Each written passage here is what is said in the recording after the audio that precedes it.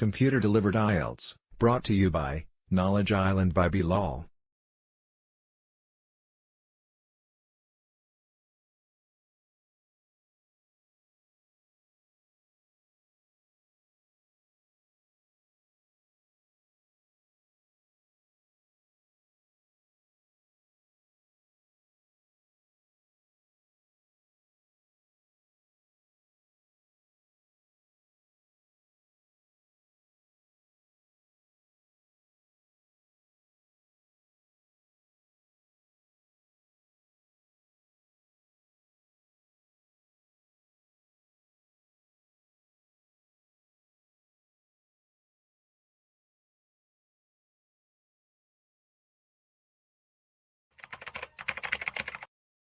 Before we continue, please subscribe to our channel, and press the bell icon to get more updates. You'll hear a number of different recordings, and you'll have to answer questions on what you hear. There will be time for you to read the instructions and questions, and you'll have a chance to check your work. All the recordings will be played once only. The test is in 4 sections. Now turn to Section 1. Section 1. You'll hear a young student asking the social organizer of his school for information about organised trips. First, you have some time to look at questions 1 to 4.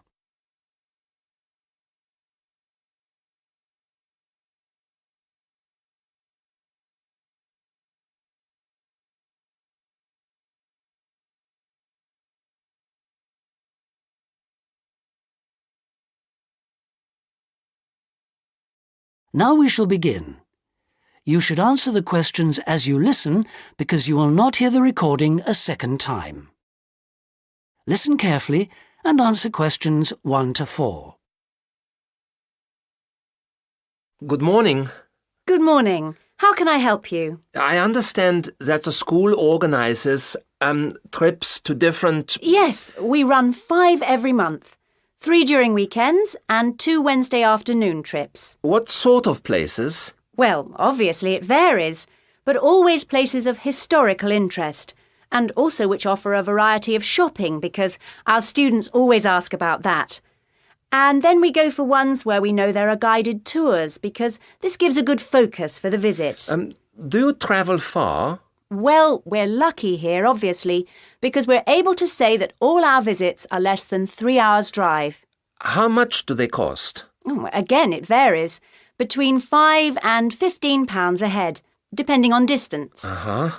Oh, and we do offer to arrange special trips if, there are more than 12 people. Oh, right. I'll keep that in mind. And what are the times normally? We try to keep it pretty fixed so that students get to know the pattern. We leave at 8:30 a.m. and return at 6 p.m. We figure it's best to keep the day fairly short. Oh, yes.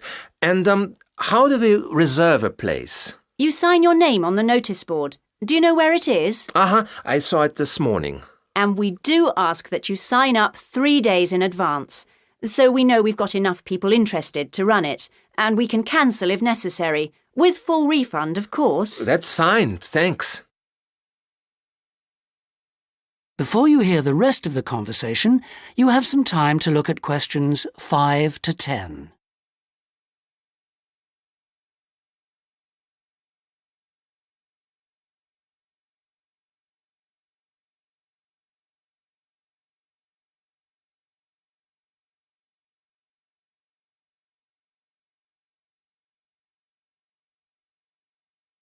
Now listen and answer questions 5 to 10.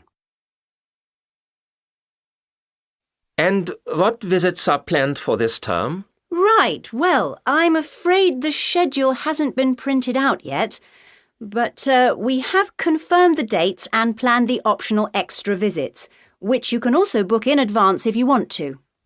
Oh, that's all right. If you can just give some idea of the weekend ones, so I can, work out when to see friends, etc. Oh, sure.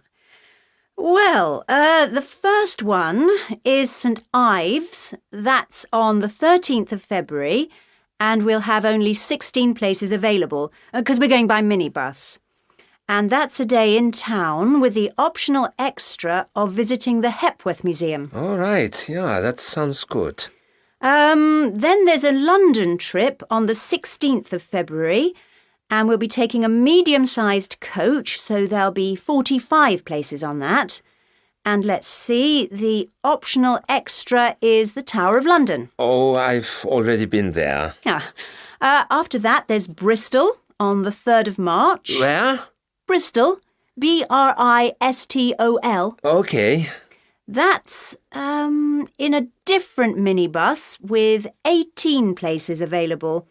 Oh, and the optional extra is a visit to the SS Great Britain. Okay. We're going to Salisbury on the 18th of March, and that's always a popular one because the optional extra is Stonehenge. So we're taking the large coach with 50 seats. Oh, good. And then the last one is to Bath on the 23rd of March. Oh, yes. Is Bath the Roman city? Yes, that's right.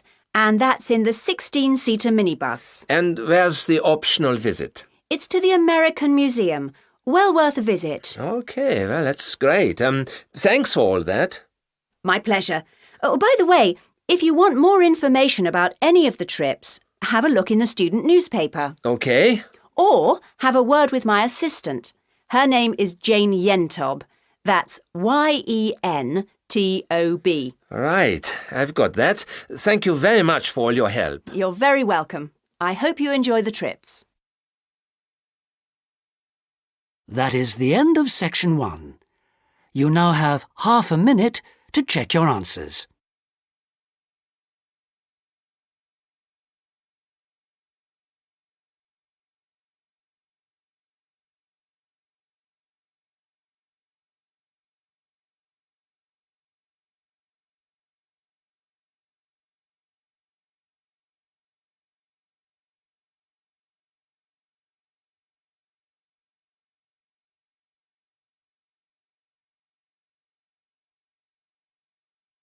Now turn to section 2. Section 2. You'll hear a tour guide giving a talk about a museum centre called Riverside Industrial Village. First, you have some time to look at questions 11 to 13.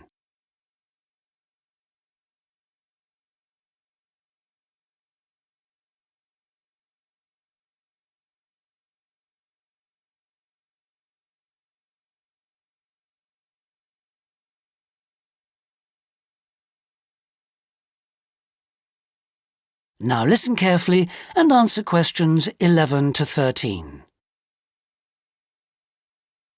Good afternoon, everybody, and welcome to Riverside Industrial Village. To start your visit, I'm just going to give you a brief account of the history of the museum before letting you roam about on your own. I won't keep you long, OK? Now, from where we're standing, you've got a good view of the river over there. And it was because of this fast-flowing water that this site was a natural place for manufacturing works. The water and the availability of raw materials in the area like minerals and iron ore, and also the abundance of local fuels like coal and firewood, all made this site suitable for industry from a very early time. Water was the main source of power for the early industries, and some of the water wheels were first established in the 12th century, would you believe? At that time, local craftsmen first built an iron forge just behind the village here on the bend in the river. By the 17th and 18th centuries, the region's rivers supported more than 160 water mills, and many of these continued to operate well into the 19th century. But then the steam engine was invented. And then the railways came, and the centres of industry were able to move away from the rivers and the countryside and into the towns. So industrial villages like this one became very rare. So, that's the history for you. If you'd like any more information, you can ask me some questions, or you can read further in our excellent guidebook. Before you hear the rest of the talk, you have some time to look at questions 14 to 20.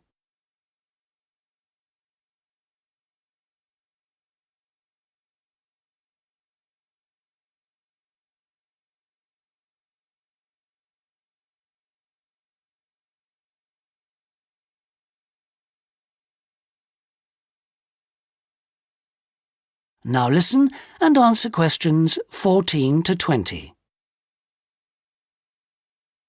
Now, I'm going to give you a plan of the site, and I'd just like to point out where everything is, and then you can take a look at everything for yourself.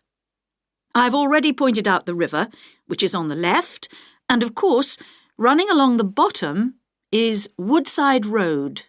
Got it? OK. Now, we're standing at the entrance. See it at the bottom? And immediately to our right is the ticket office. You won't need that, because you've got your group booking, but just past it are the toilets. Always good to know where they are. In front of us is the car park, as you can see, and to the left, by the entry gate, is the gift shop. That's where you can get copies of the guide, like this one here.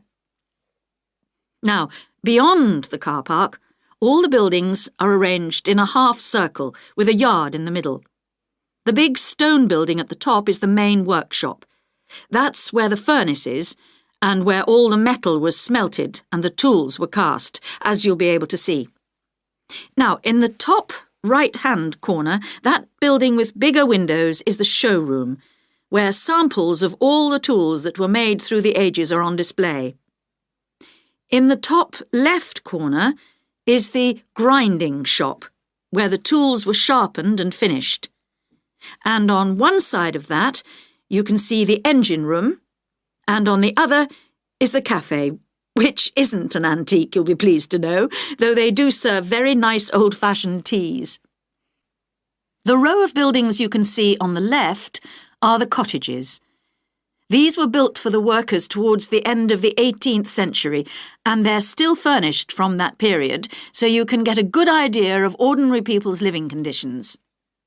Across the yard from them, you can see the stables, where the horses were kept for transporting the products.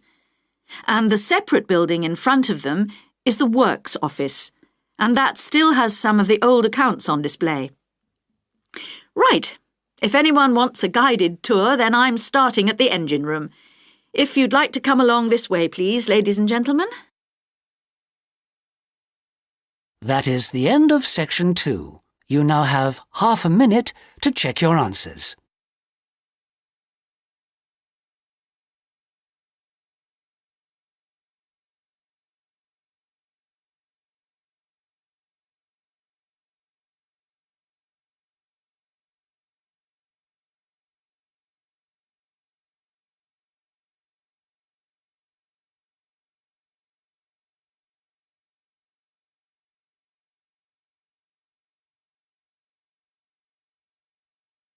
Now turn to Section 3.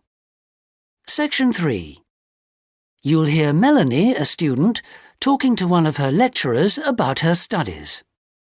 First, you have some time to look at questions 21 to 27.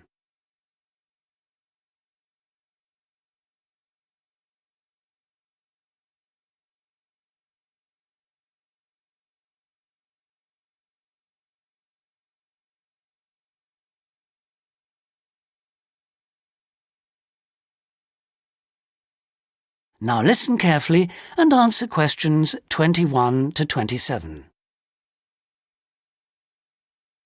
Excuse me, Dr. Johnson. May I speak to you for a minute? Sure, come in. I'm Melanie Griffin. I'm taking your course in population studies. Right. Well, Melanie, how can I help you?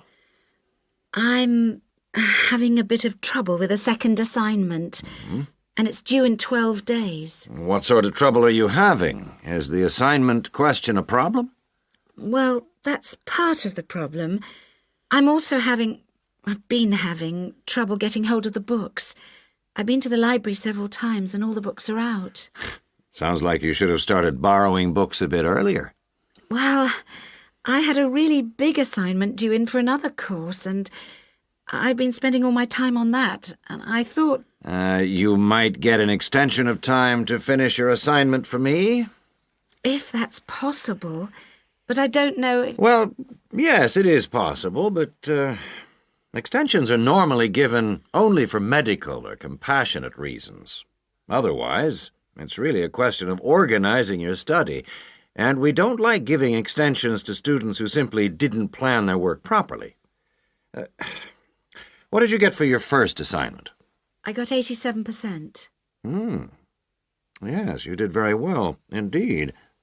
So, obviously, you can produce good work.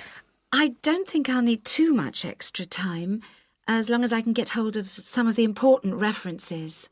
Well, since you did so well in your first assignment, I'm prepared to give you an extra 2 weeks for this one.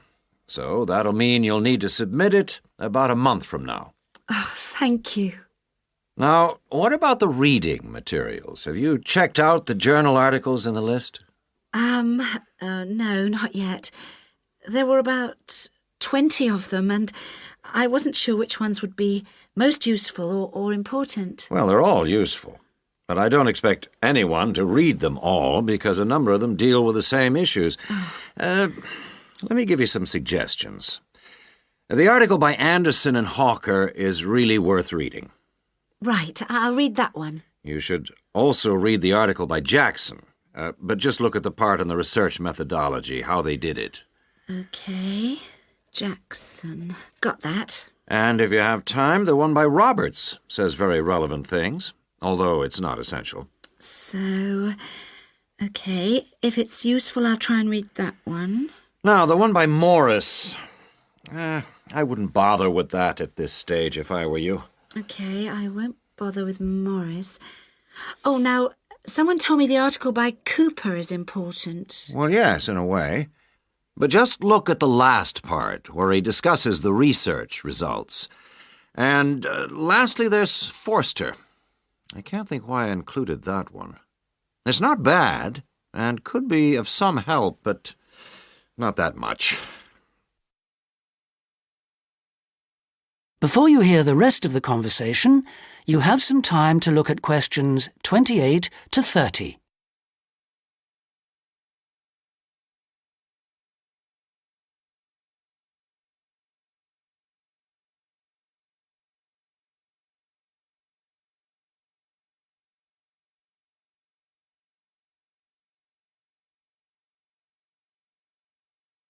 Now listen and answer questions 28 to 30. Now, let's deal with the assignment question. What's the problem there? It's the graph on page 2. What seems to be the problem? It's just the bar graph showing reasons why people change where they live. Well, I've got a photocopy, but the reasons at the bottom are missing. Ah, okay. Look at the first bar on the graph. Now, that indicates the number of people who move because they want more space. Oh, I see. Bar 1. Okay. Now, what about the next bar? Bar 2 is to do with the people living nearby, disturbing them. So they chose to move away to somewhere quieter. Now let's look at bar number 3. Another reason people change their place of living is because they want to be closer to the city. Okay. Proximity to the city is an issue. Now, bar number 4 refers to problems when the owner of the property won't help fix things that go wrong. In other words, the owner is not helpful, and so the tenants move out. Okay. Now, what about bar 5? Bar 5 is about those people who move because they need a bus or train to get them into the city or to go to work. Okay. And bar 6? Bar number 6 is interesting. That reason was given quite a lot. People moving because they wanted to be in a more attractive neighborhood. Oh, yes. Thank you very much. That is the end of section 3. You now have half a minute to check your answers.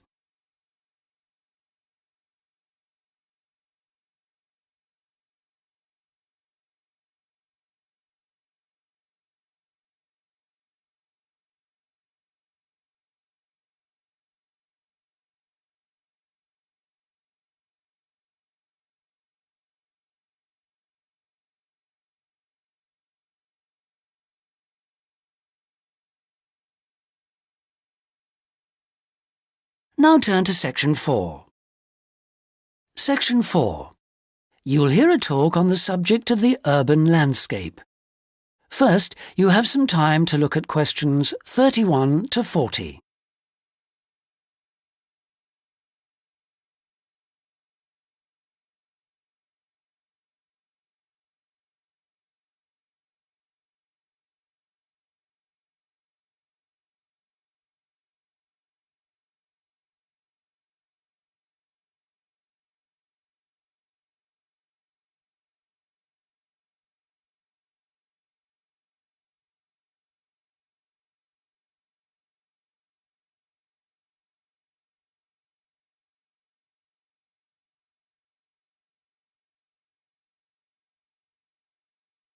Now listen carefully and answer questions 31 to 40.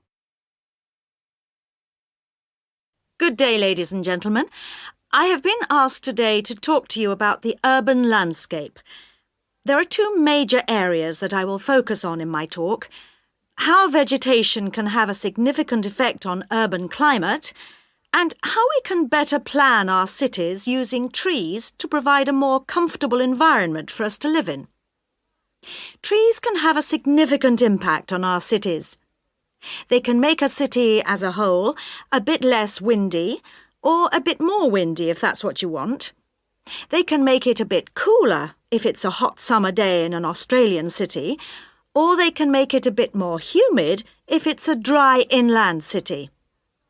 On the local scale, that is in particular areas within the city, trees can make the local area more shady, cooler, more humid and much less windy.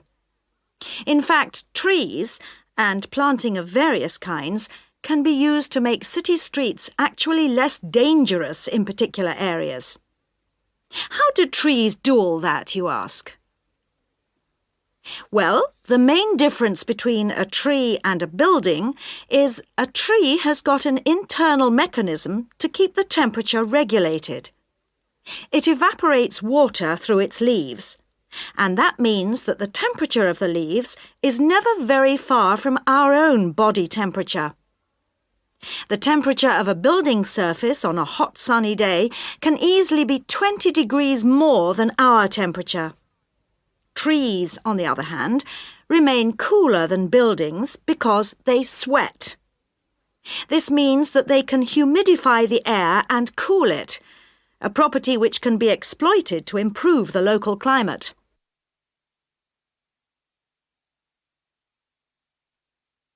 Trees can also help break the force of winds.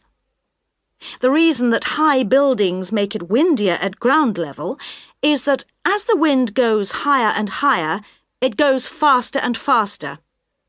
When the wind hits the building, it has to go somewhere.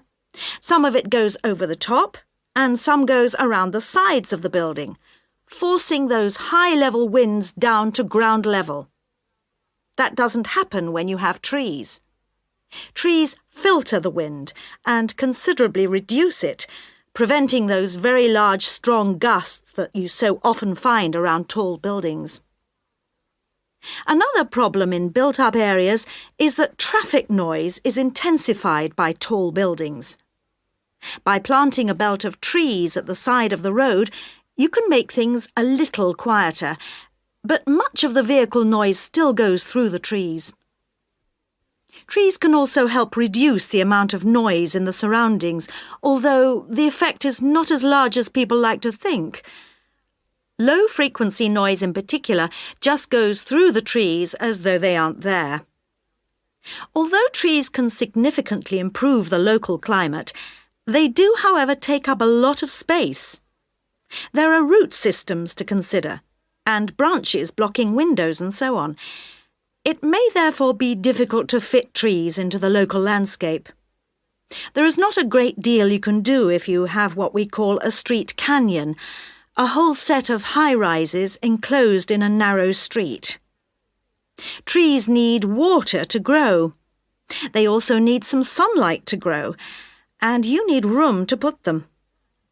If you have the chance of knocking buildings down and replacing them, then suddenly you can start looking at different ways to design the streets and to introduce tree planting. That is the end of section 4. You now have half a minute to check your answers.